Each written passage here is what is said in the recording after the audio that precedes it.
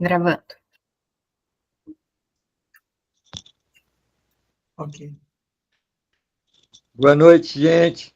Vamos começar a nossa reunião da segunda. Vamos começar tranquilizando a mente, com 5 respirações de 5 segundos, inspirando, 5 expirando.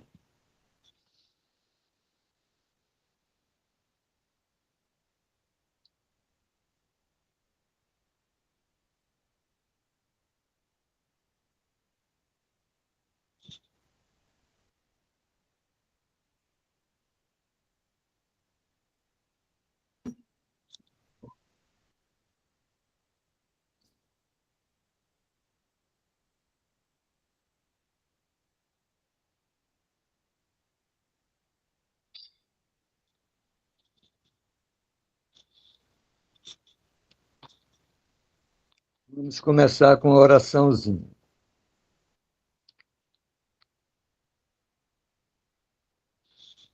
Pai, hoje quero ouvir a tua voz.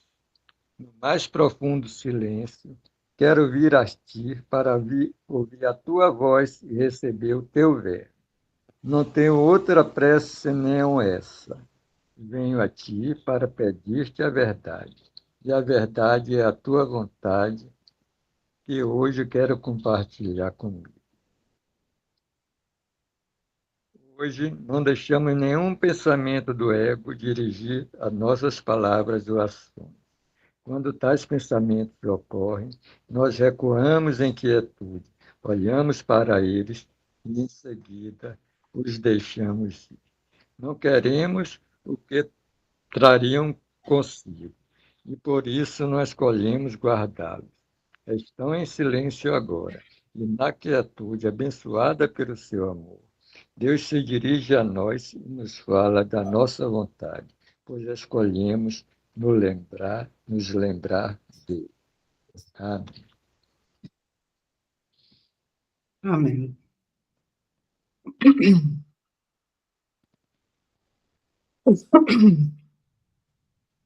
Gente, então, boa noite a todos.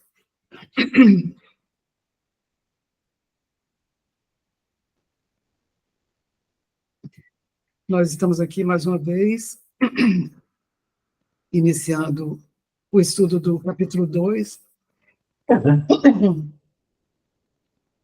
dando continuidade, né, ao estudo do capítulo 2. O título do capítulo é a separação e a expiação. E hoje nós vamos estudar a seção 2, a expiação como defesa, e a seção 3, que é o altar de Deus. Então, como a gente tem feito, a gente lê dois parágrafos, comenta e continua depois pelo texto até o fim. Então, vamos começar a leitura, tá? Para quem está com o livro impresso, é a página 20. E só lembrar que a equipe hoje não está completa, porque a Giane, ela está em processo de viagem, né? Ela está de recesso porque está viajando. E o Roberto está resolvendo questões de saúde, mas em breve eles estarão conosco, se Deus quiser. Então, seção 2, a expiação como defesa. Não podes fazer qualquer coisa que eu... Tu podes fazer qualquer coisa que eu pedi, Jesus falando. Eu te pedi para apresentar milagres e esclareci que os milagres são naturais, corretivos, curativos e universais. Não há nada que não possam fazer, mas não podem ser apresentados no espírito da dúvida ou do medo. Quando tens medo de qualquer coisa, estás admitindo que ela tem o poder de ferir-te. Lembra-te de que onde está o teu coração, aí está também o teu tesouro. Tu crês no que valorizas. Se estás com medo, inevitavelmente estás valorizando de forma errada. A tua compreensão dotará então todos os pensamentos com igual poder, e inevitavelmente destruirás a paz. É por isso que a Bíblia fala entre aspas, da paz de Deus que excede o entendimento. Essa paz é totalmente incapaz de ser abalada por erros de qualquer espécie. Nega que qualquer coisa que não venha de Deus tenha a capacidade de afetar-te. Esse é o uso apropriado da negação. Não é usada para esconder nada. Então, essa negação não é usada para esconder nada, mas para corrigir o erro. Ela traz todos os erros à luz e, como o erro e a escuridão são a mesma coisa, corrige o erro automaticamente. Parágrafo 2. A verdadeira negação é um instrumento de proteção poderoso. Podes e deves negar qualquer crença em que o erro possa ferir-te. Esse tipo de negação não é um encobrimento, mas uma correção. A certeza da tua mente depende dele. A negação do erro é uma forte defesa da verdade, mas a negação da verdade resulta em criação equivocada, que são as projeções do ego. A serviço da mente certa, a negação do erro liberta a mente e restabelece a liberdade da vontade. Quando a vontade é realmente livre, não pode criar equivocadamente, porque só reconhece a verdade. Então, agora a gente pode fazer os comentários, né, desses dois parágrafos, sobre o que Jesus está querendo nos dizer, né, com esse título, a expiação como defesa. Então, como que ele vai nos orientar a respeito disso que ele está afirmando, né? Ele começa falando, tu podes fazer qualquer coisa que eu pedir. Então, ele sabe, né, o que ele está falando. E ele sabe que nós realmente temos esse poder. Nós só esquecemos que temos esse poder, mas ele está nos lembrando aqui.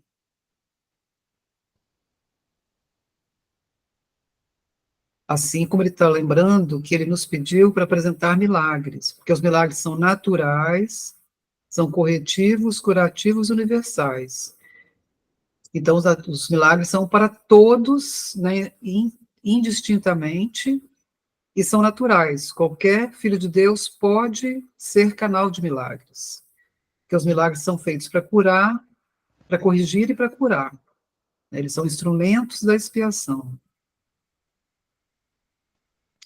Agora, só que os milagres não podem ser apresentados se você estiver na mente errada, na mente da dúvida ou do medo.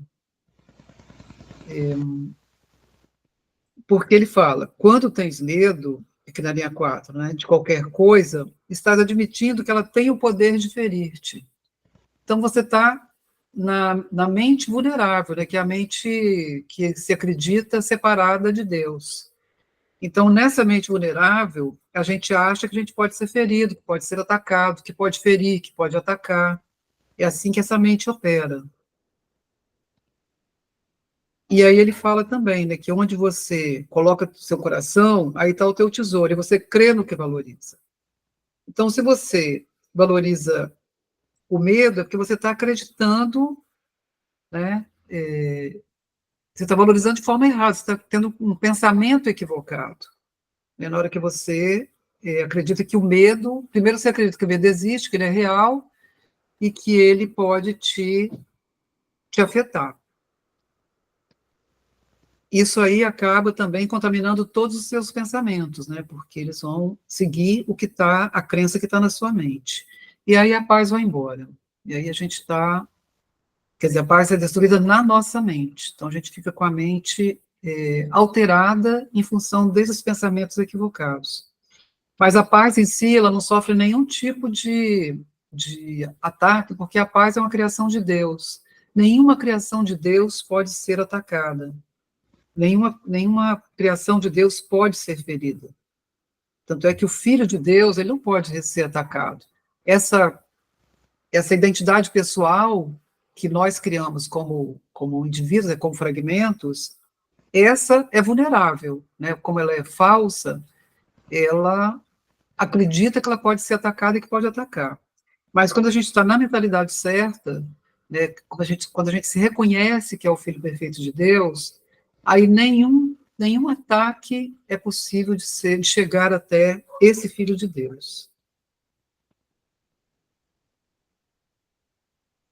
E ele fala aqui na linha 11, né, nega que qualquer coisa, essa paz de Deus, né, que nós somos, ela nunca pode ser abalada, né, como eu já falei, qualquer tipo de erro, e ela também nega qualquer coisa que não venha de Deus, que qualquer coisa que não venha de Deus pode te afetar, porque não pode, né? Como a gente falou, a criação de Deus é inatacável. E essa negação, essa paz, ela não é usada para esconder nada. Essa negação, né, de que qualquer coisa que não venha de Deus tem a capacidade de afetar-te, é uma negação apropriada, porque ela é uma negação usada não para esconder qualquer coisa, mas para corrigir o erro da mente, reconhecendo, né, que o Filho de Deus não pode ser atacado, que nenhuma criação de Deus pode ser atacada. Então, esse tipo de negação, quando ele vai falar no parágrafo 2, ela é apropriada porque ela traz os erros à luz. Você quer comentar algo, Gustavo? Ou então, Márcia? Me chamou a atenção aqui essa frase 9. É por isso que a Bíblia fala da paz de Deus que excede o entendimento. É sempre que a gente tem medo, a gente está entendendo errado. Tem uma historinha indiana que fala que a criança acorda de noite e chama a mãe para ir no quarto, que tem uma cobra enrolada no quarto.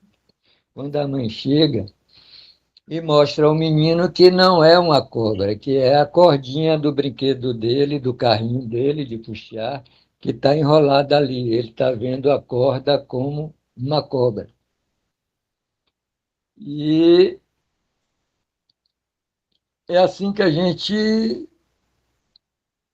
é dominado pelo medo. O medo nunca existe, nem nunca existiu. Nós temos um trauma da separação de Deus. E daí veio o medo. Mas, como diz a expiação, nada disso aconteceu. Nós não fomos expulsos do paraíso. Nós estamos só interpretando tudo com os pensamentos de culpa. Culpa de quê? Culpa da separação original, da separação de Deus. É o trauma principal da gente. Todos os nossos traumas, todos os nossos medos vêm daí. Qualquer medo que você tenha, a raiz sempre está na separação de Deus. Na separação de Deus, houve esse rompimento da unidade. Na verdade, a única realidade que existe é a unidade. Todo o resto é cobra.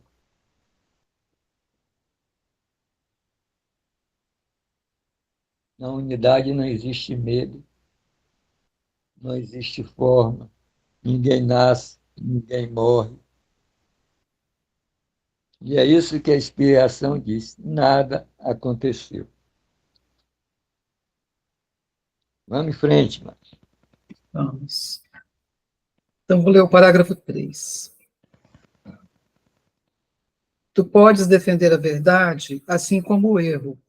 Os meios são mais fáceis de serem compreendidos depois que o valor da meta está firmemente estabelecido. A questão é saber para que serve, para que isso serve. Todo mundo defende seu tesouro e fará isso automaticamente.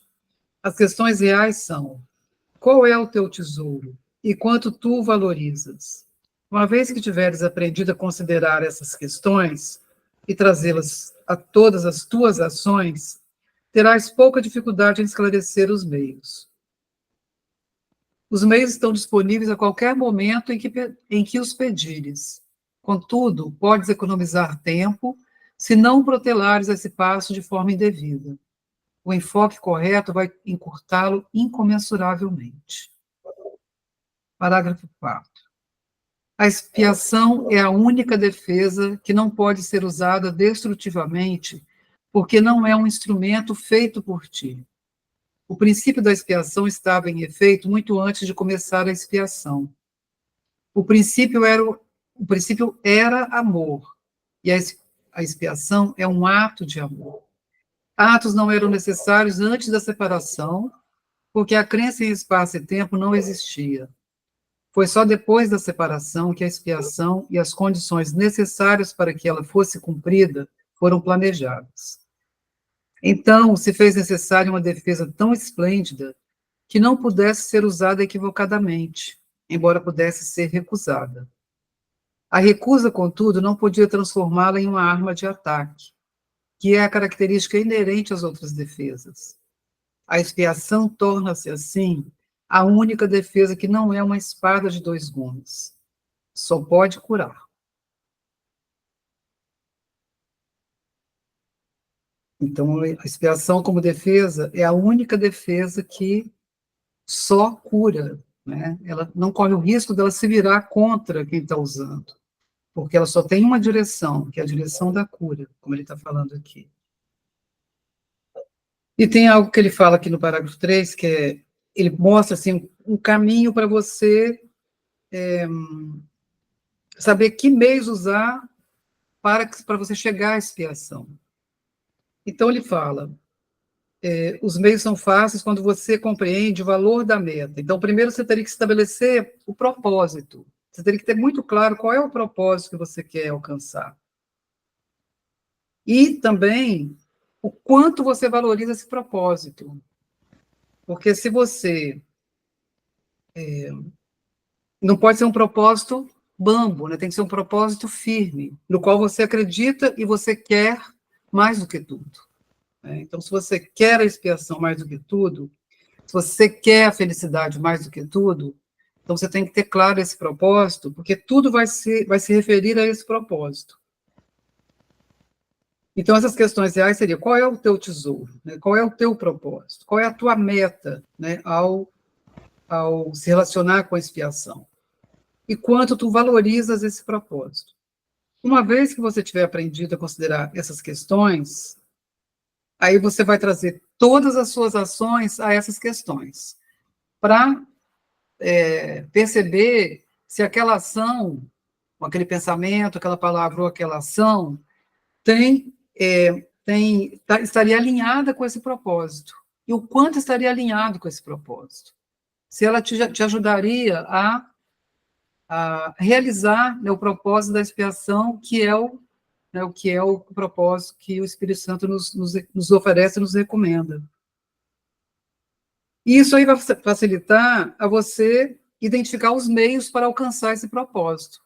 A cada vez que você relacionar uma ação, de qualquer manifestação sua, com o propósito e perceber o quanto ele está alinhado com esse propósito, aí você pode realizar essa ação, que seja um pensamento, uma palavra ou uma ação propriamente dita, e aí você vai estar economizando tempo para chegar à paz perfeita, né, que é a paz de Deus. Então, esse é o caminho que Jesus nos oferece para que a gente ganhe tempo. Né? Então, ele fala, o enfoque correto vai encurtar o tempo, vai te ajudar a economizar tempo. Então, ao invés de você ficar um tempo imensurável lidando com o sofrimento, né,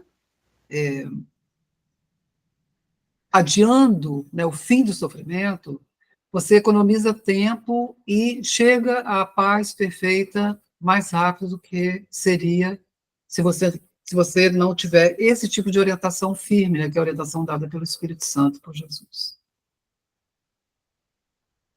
Quer comentar, gente, alguma coisa?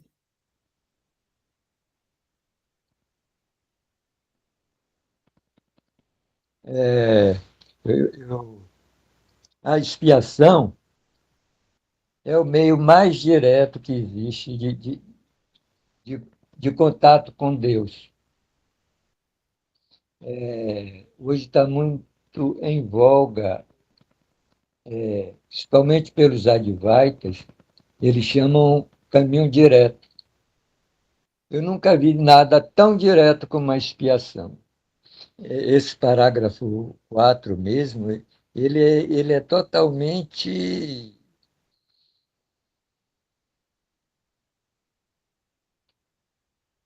Ele transcende o tempo totalmente.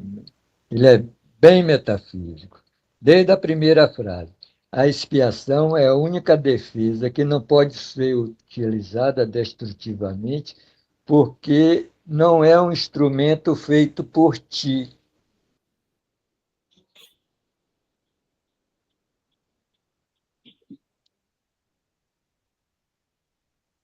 Feito por quem?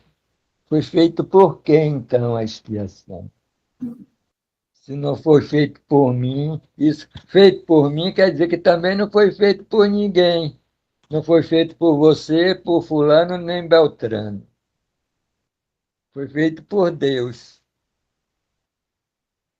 Então ele bota a gente em contato direto com ele mesmo. Se não foi feito por mim, foi feito por Deus. O princípio da expiação estava em efeito muito antes de começar a expiação. A expiação foi necessária depois da separação. Antes da separação, era o paraíso. Depois que Adão se achou expulso do paraíso, ele precisou da expiação. Mas ele estava na expiação e não sabia. É isso que acontece quando a gente está no templo. A gente está desconfortável no templo e quer dar um jeito nas coisas lá fora, no mundo, com dinheiro, com status, com remédio, né, conseguindo as coisas, atropelando as coisas. É essa forma que a gente quer Para ver que sobreviver. é uma ideia, né? Tudo é uma ideia. Essa ideia e passou-se a acreditar nessa ideia depois da separação, porque tudo sempre já era, né? Sempre foi, é e sempre será. A questão é no que se acredita, né? São apenas ideias que sempre foram. Apenas se começou a acreditar nela, porque ela não era necessária. Precisou hoje com o ego, a gente fica vendo isso aí que tu está falando, a questão do tempo, né? Já tinha antes. Tá, mas por que já tinha antes, se antes a gente não era separado? Não, essa ideia de rompimento agora ela vem a partir da nossa ideia de separação, para explicar tudo. Parece paradoxal, né? Mas não é, né? Porque é apenas uma ideia que sempre teve aí. Tipo assim, caso você resolva se separar, vou mandar esse pacotinho aqui, porque tu vai acreditar que está separado. Então, usa isso aqui para lembrar que não tá. Então, tu já vai junto com isso aqui.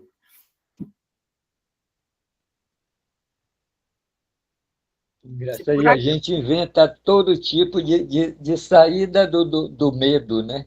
De saída dos desconfortos do tempo e espaço. E a expiação é assim, cortante, né? É a saída definitiva, né? A gente fica procurando subterfúgios, né, para escapar das dores do medo e da culpa. Porque a gente nem sempre tem consciência de que está no medo e na culpa, mas o tempo inteiro a gente está no medo e na culpa, porque o medo e a culpa são a base desse sistema de pensamento, né? Eles vieram a partir da ideia de que nós nos separamos de Deus. Isso aí gerou, né, deflagrou esse medo e culpa, misturado com outros sentimentos também, e que eles estão na base de tudo que a gente, o tempo inteiro, né, da ilusão, eles estão lá na base dessa ilusão. Então, a gente nunca está livre do medo da culpa em nenhuma circunstância enquanto estivermos na ilusão. Somente fazendo a escolha certa é que nós podemos nos livrar, né, nos libertar do medo e da culpa, que é por meio da expiação, né, como o Gustavo está falando. Quando a gente não usa a expiação, a gente fica procurando recursos no mundo e não acha.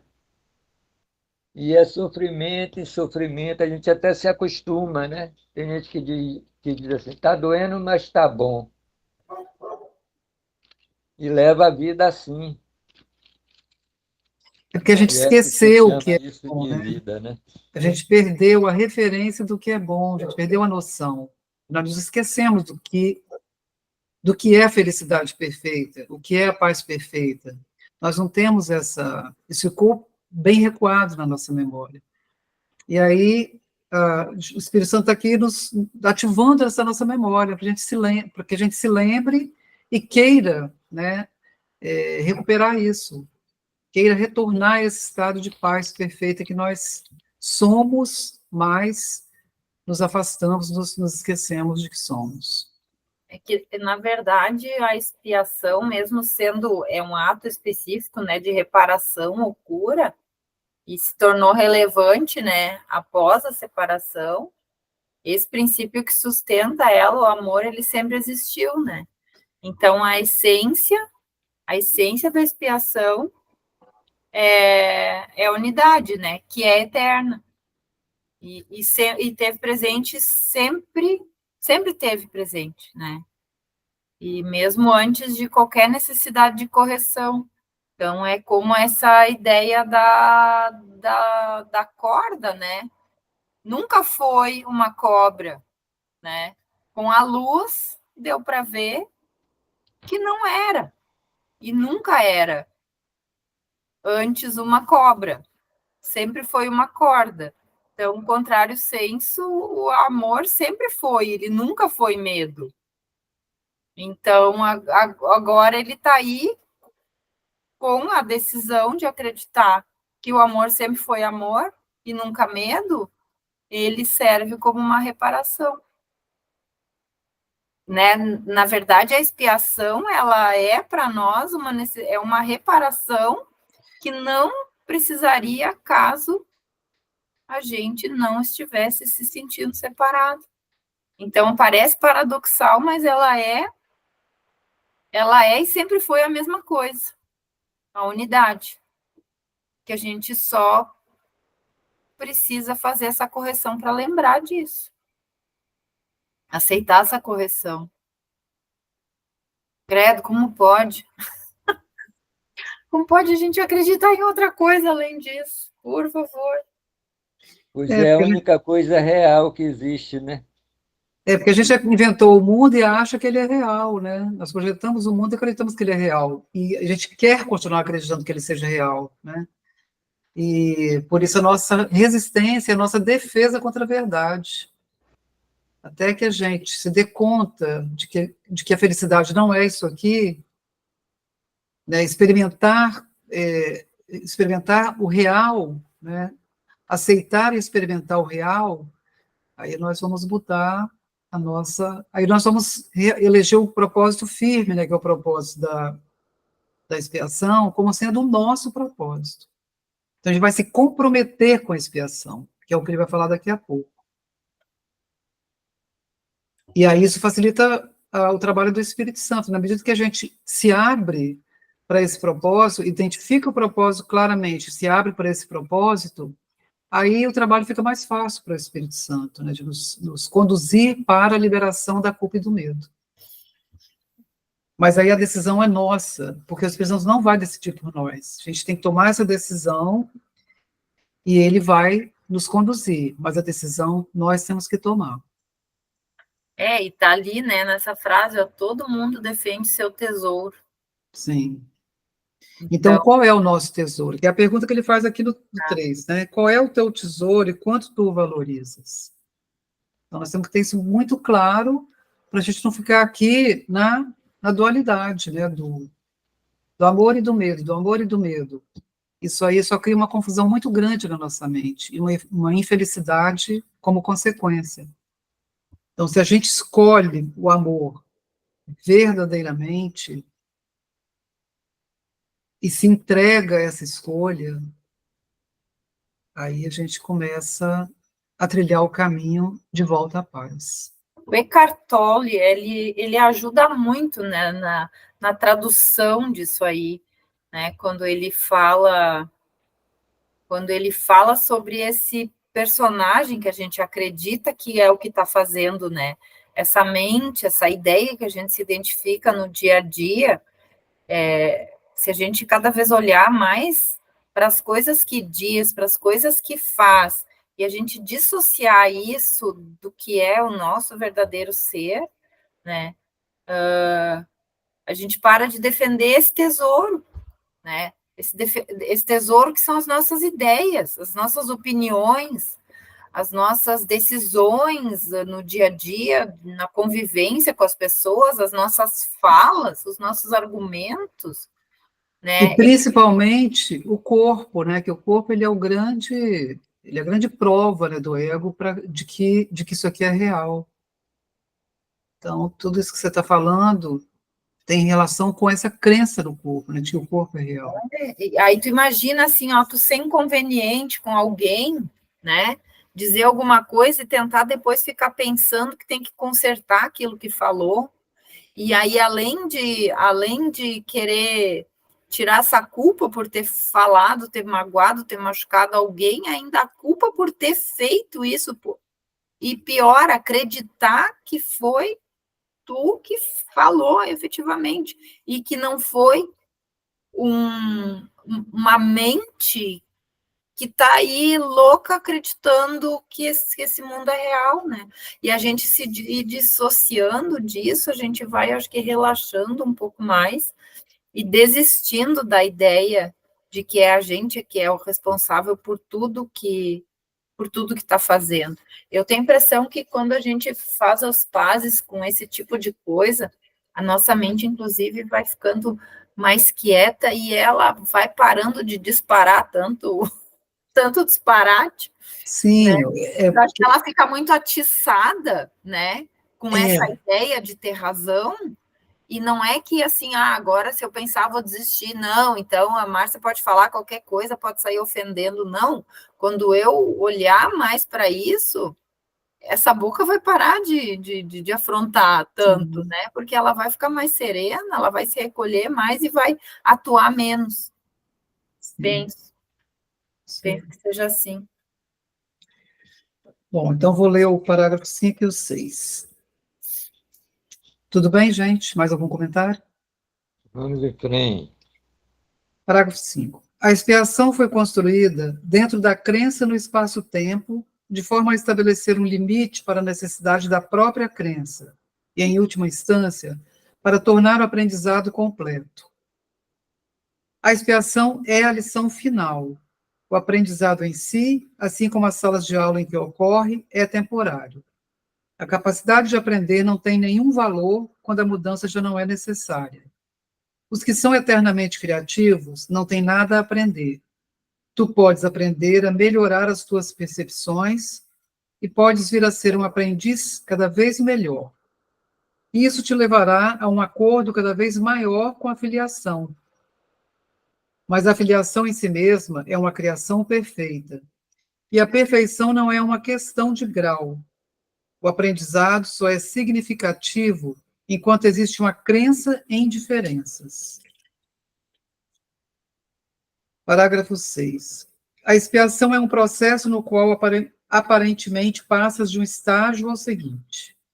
Corrige os teus passos equivocados anteriores, caminhando para frente. Esse processo é de fato incompreensível em termos temporais, porque retornas à medida em que avanças. Se ele está se referindo à evolução, ao conceito de evolução. A expiação é o instrumento através do qual podes te libertar do passado na medida em que avanças. Ela desfaz os teus erros passados, assim fazendo com que seja desnecessário que tenhas que ficar revendo os teus passos sem avançar para o teu retorno. Nesse sentido, a expiação economiza tempo, mas como milagre ao qual serve, ela não abole o tempo. Enquanto houver necessidade da expiação, há necessidade de tempo, mas a expiação, como plano já completo, é uma relação singular com o tempo. Até que a expiação esteja completa, suas várias fases vão prosseguir no tempo, mas toda expiação situa-se no fim dos tempos. Naquele ponto foi construída a ponte do retorno.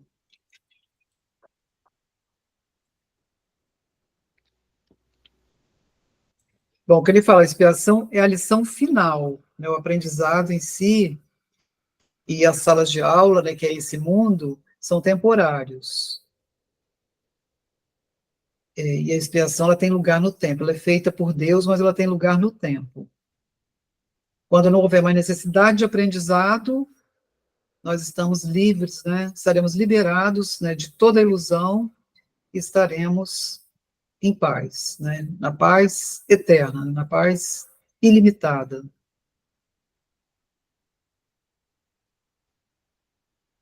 E é o que ele fala aqui, tu podes aprender a melhorar as tuas percepções e podes vir a ser um aprendiz cada vez melhor. Isso vai te levar a um acordo com a filiação. E a filiação em si mesma é uma criação perfeita, porque lá no parágrafo, no capítulo 1, ele fala o que é a filiação.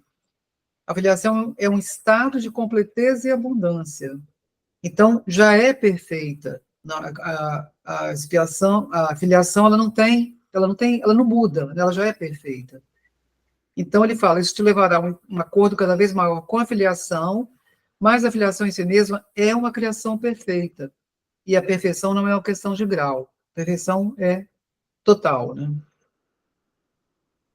Então, esse estado de completeza e abundância, a gente chega a ele através da mudança da nossa percepção, né? Através da expiação.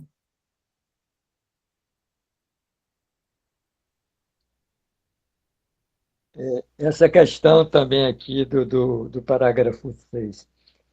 A evolução é um processo no qual aparentemente passas de um estágio ao seguinte, corrige os teus passos equivocados anteriormente, caminhando para a frente. Esse processo é, de fato, incompreensível em termos temporais, porque retorna na medida em que avanças.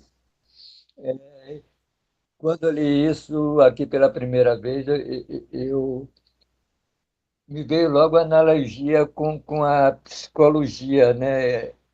E tipos de terapia que se usam normalmente, né? Em que você vai revirar todo o seu passado para poder andar para frente. É isso que ele está dizendo, que você vai revisar todo o seu passado enquanto anda para frente. Me parece tipo assim, andar como caranguejo, né? Isso leva tempo. A expiação é direta. Nada aconteceu. Você não precisa de evolução. Ela corrige os teus erros passados, né? Ela te libera da crença no passado, a expiação. E aí É, você só avança. não teve passado. Você vai economizar esse tempo terapêutico todo. Eu acho isso incrível no curso. Para mim, isso é o milagre, né? Sim. Que Jesus fala no curso. Esse retorno, à medida que avança, acho que tem a ver com aprofundamento, né? Quando olha, quanto mais olha para dentro sem medo, mais aprofunda, porque corrige, né? Porque olhar sem medo significa uma decisão de correção, né? Uma decisão de simplesmente permitir que seja como é e, e confia, né? Tem uma coisa a ver com a confiança de que olhar com profundidade, algo vai ser desmanchado. Você traz para a luz, né? Você olha em profundidade e traz para a luz, né? Entrega para o Espírito Santo. Isso vai sendo desfeito. Então você não precisa ficar corrigindo seus passos equivocados. Você simplesmente vai liberá-los para o Espírito Santo, para que eles sejam desfeitos. E você começa a ver todas as coisas como elas realmente são, tanto as boas como as ruins. Por exemplo, as guerras. As guerras é totalmente justificada pela separação. Não pode deixar de ter guerra se somos separados. É. Ninguém nunca conseguiu a paz nesse mundo, por isso é impossível a paz no mundo, porque o mundo é guerra. A guerra é um coletivo que reforça a ideia individual, né? Parece que tá no inconsciente coletivo a guerra. Juntos somos mais fortes. Se todos nós acreditarmos nisso juntos, realmente nós vamos acreditar que nós estamos sendo atacados e que nós precisamos de defesa. E precisamos atacar. E é assim que a gente reage, né? É. A gente já levanta da cama, tipo Don Quixote, né? Bota a armadura, eu vou para a rua. Quantos moinhos eu vou enfrentar hoje, né? E vai inventando moinhos, né? É. Vai inventando cobras em lugar quando tudo é corda. Mas a gente vai inventando cobra. Vou ler o parágrafo 7, tá? Que é o último parágrafo dessa sessão. Então, ele fala: a expiação é um compromisso total. Ainda podes pensar que isso está associado à perda, um equívoco que todos os filhos de Deus separados fazem de uma forma ou de outra. É difícil acreditar que uma defesa que não pode atacar seja a melhor defesa. É isso que quer dizer, entre aspas, os mansos herdarão a terra. Eles literalmente a conquistarão devido à sua força. Uma defesa que funciona em duas direções é intrinsecamente fraca, precisamente porque tem dois gumes e pode voltar-se contra ti de forma muito inesperada. Essa possibilidade não pode ser controlada a não ser pelos milagres. O milagre volta a defesa da expiação para a tua real proteção, e na medida em que vens a ser cada vez mais seguro, assumes o teu talento natural de proteger os outros, conhecendo a ti mesmo como um irmão e um filho. Então, ele abre o parágrafo falando: a expiação é um compromisso total. Então, você não pode estar dividido em relação à sua decisão de expiação. Você tem que tomar uma decisão definitiva, né? Uma decisão para valer, uma entrega total ao Espírito Santo para que ele possa te conduzir na expiação. E ele fala: ainda pode pensar que isso está associado à perda, que a gente acha que pode perder alguma coisa. Nossa, assumir um compromisso, o que significa isso? Né? O que eu vou ter que abrir mão? O que eu vou perder? E não é, e tem muita gente que se equivoca mesmo, acha que se entrou no caminho, né, na condição do Espírito Santo, no caminho da expiação, que tem que largar o casamento, que tem que largar o emprego, que tem que isso e aquilo. E não é nada disso, né? Na verdade, nós vamos tirar o mundo de dentro de nós, vamos tirar o mundo da nossa mente, e não assim abrir mão de coisas que a gente valoriza. A gente vai, na verdade, ter uma mudança de valor, que é aquilo que ele falou: qual é o teu propósito, quanto você valoriza. Então, a gente, na verdade, à medida que vai aceitando a guiança do Espírito Santo, aquelas coisas que a gente dava muita importância, elas vão reduzindo a importância delas na nossa mente. Então, a gente vai soltando sem sofrimento, a gente vai ficando cada vez mais em paz e percebendo que não precisa daquilo, não precisa tanto ou não precisa mais de modo algum, né, daquilo que a gente está liberando. Então, isso aqui é um esclarecimento para mostrar que não há perda. Pelo contrário, né, a gente vai retomando a nossa real identidade, que é uma identidade de amor, né, de paz, né, de alegria, que isso que nós somos verdadeiramente. Isso é que a gente perdeu aqui nesse mundo, a gente se confundiu com essa identidade pessoal, que é uma identidade, né, que é um ser completamente ameaçado, né, vulnerável, que acha que pode ser ferido nesse ser, esse indivíduo, né, que nós achamos que somos.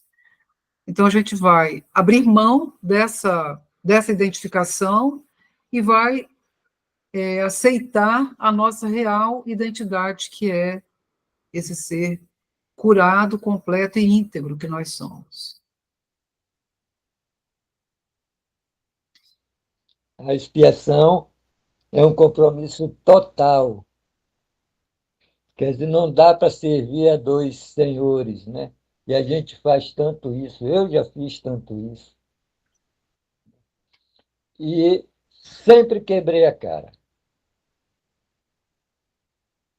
Ainda pode-se pensar que isso está associado à perda.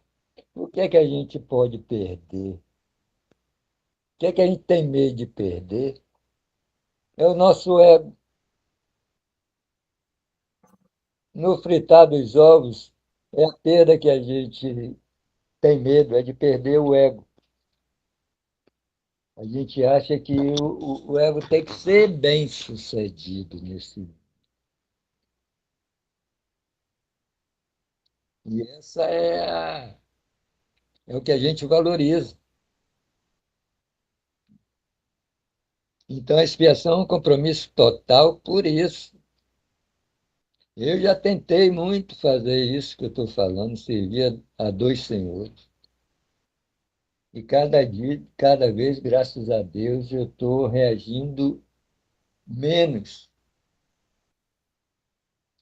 a procurar minha satisfação no mundo, ou no ego, né? Porque ego e mundo é a mesma coisa. É a mesma coisa. Essa é a nossa sina. Mas a gente pode escolher outra vez e sair da sina. É a nossa sina, essa faca de dois gumes, né? Que ele fala que é. Querer servir aos dois senhores. Impossível, impossível. Agora, tentar é bom, viu? Você toma porrada, mas aprende. Sim. Eu acho que hoje até fiz um comentário a respeito disso. Eu acho que na lição de hoje, essa coisa de você tentar se realizar no mundo. Eu não conheço ninguém realizado no mundo. Não, porque o medo e a culpa estão lá na base. Impossível ser É, realizado nesse mundo. Você vai estar sempre perturbado de alguma forma. Nunca vai estar em paz perfeita. porque o Essa, mundo é a própria perturbação. É. exatamente. E aí o mundo parece que no mundo a gente está com essa faquinha de dois gumes, né? E não e eu acho que ela só pode ser controlada pelos milagres, né? Porque se depender da gente é a dualidade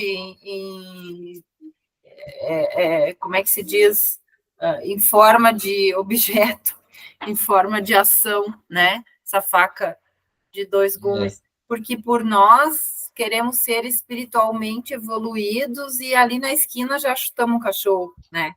Então, não tem como a gente controlar, somente entregando essa faca, né? Como uma criança que se corta, entregando essa faca e deixando que o espírito use, né? Só um milagre para tirar a ação dessa faca na nossa mão, que é a própria dualidade, né?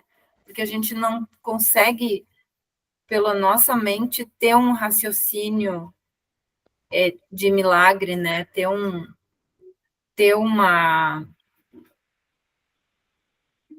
ter essa mente corrigida por nós não tem como, a gente precisa entregar.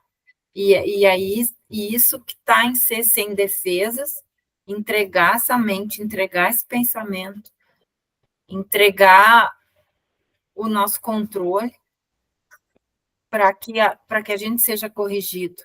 Definitivamente, decidir uma decisão muito firme, muito convincente, de que deu, chega, daqui para frente, se eu continuar, só vai piorar.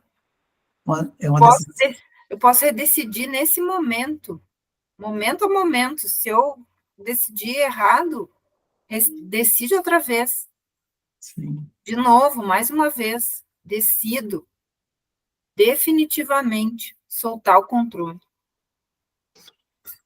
e E o que eu querer acho mais culpar. incrível, né, nessa história toda, inclusive no curso todo, são, para mim, as três disponibilidades que você tem: o perdão, a expiação e o instante santo.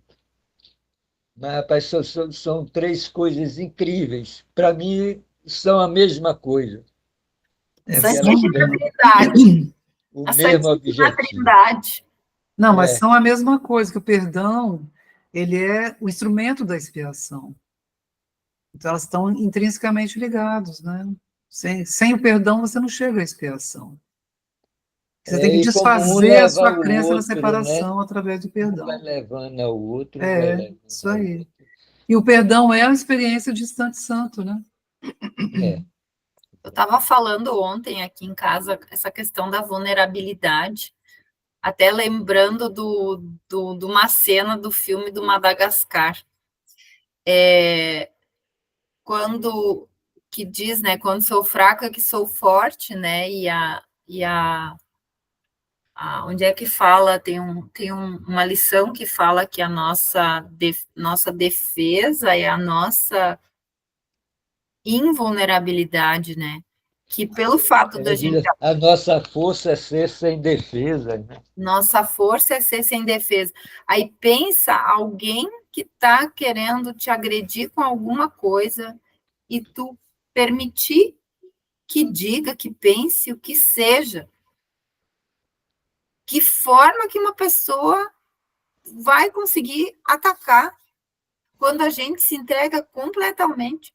E aí eu lembrei do filme do Madagascar, que tem uma cena que é um bichinho pequenininho, assim, chega aquele enorme, daquele hipopótamo, assim, gigante na frente daquele bichinho, ele com medo, ele faz uma carinha assim e dá as mãozinhas para ir no colo.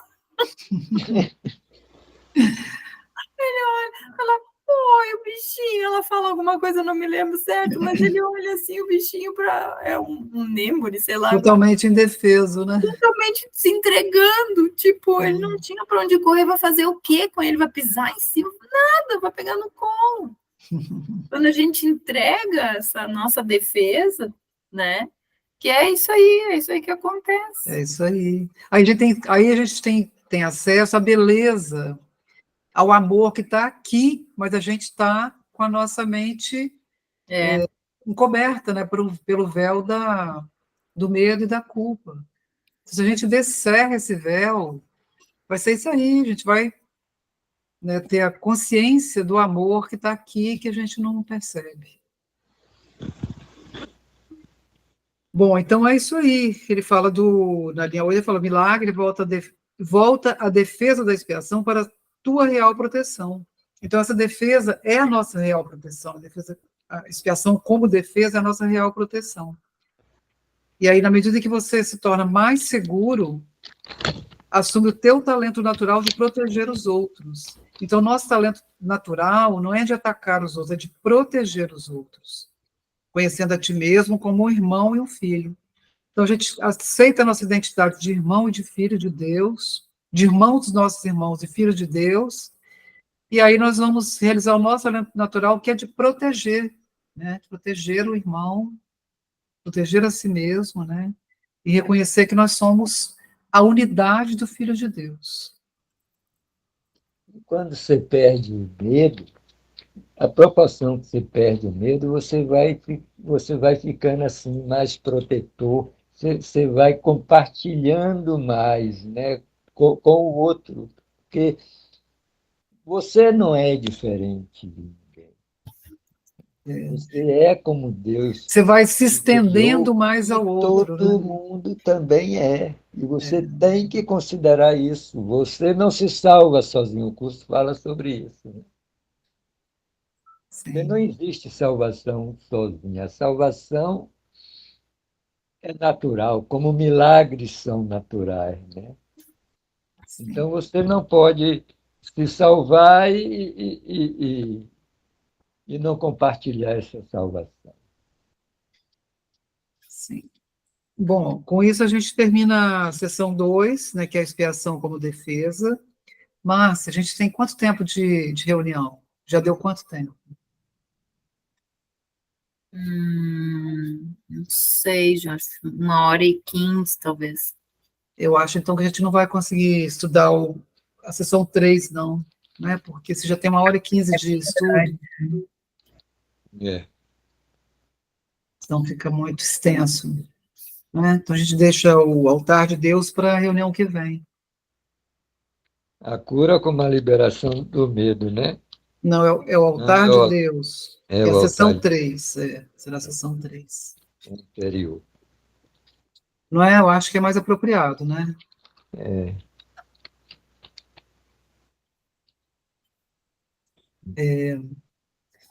Ô, Márcia, você gostaria de fazer a oração de encerramento?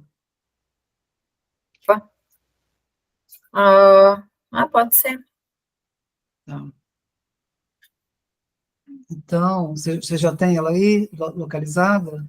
Não, qual é que tu quer que eu faça? Você poderia fazer essa do verdadeiramente útil, né? Porque o Gustavo fez outra oração na abertura, poderia ser essa agora no final. Deixa eu ver. Qual é a página? Página 30 do livro impresso. Então, Já estou a nela. gente pede às pessoas que, se quiserem, né, se puderem fechar os olhos, se unir ao Espírito Santo, para que a gente possa orar junto, né? E pedir para que possamos ser verdadeiramente úteis. Você pode ler, Márcia? Sim. Tu podes fazer muito em favor da tua própria cura e da dos outros, se em uma situação que necessite de ajuda, pensares desse modo. Eu estou aqui só para ser verdadeiramente útil. Eu estou aqui para representar aquele que me enviou. Eu não tenho que me preocupar com o que dizer ou o que fazer, porque aquele que me enviou me dirigirá. Eu estou contente em estar onde quer que ele deseje, sabendo que ele vai comigo. Eu serei curado na medida em que eu permitir que ele me ensine a curar. Então, Divino Espírito Santo, nós estamos aqui para aprender a sermos inofensivos, para que possamos ser verdadeiramente úteis. Incapazes de atacar, incapazes de ferir, na nossa real identidade de filho de Deus. Nós te agradecemos por estarmos aqui juntos, na tua presença, realizando esse estudo, e pedimos que continue conosco, para que nós continuemos a ser verdadeiramente úteis em tudo que pensarmos, falarmos e fizermos. Amém. Amém. E lembrar que o sentido de ser verdadeiramente útil é nós para o Espírito, para que ele nos use o tempo inteiro na nossa vida. Ser útil para ele. Nosso corpo é um instrumento para ele utilizar. Sim. Então, boa noite a todos, muito obrigada mais uma vez, né, e até o próximo encontro. Até lá, Boa boa noite. noite, fiquem com Deus, todo mundo.